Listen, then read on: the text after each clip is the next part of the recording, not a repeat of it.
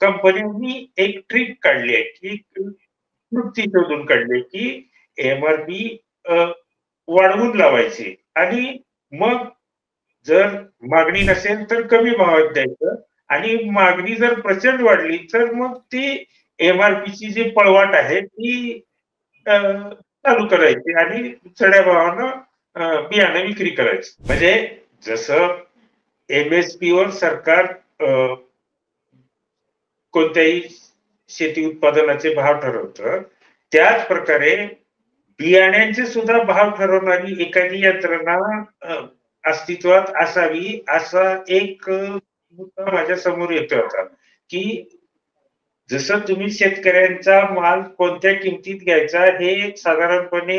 March-April मध्ये ठरवता, तसंच बरोबर. कोणत्या पिकाचं बियाणं जास्तीत जास्त किती रेटने विकलं पाहिजे,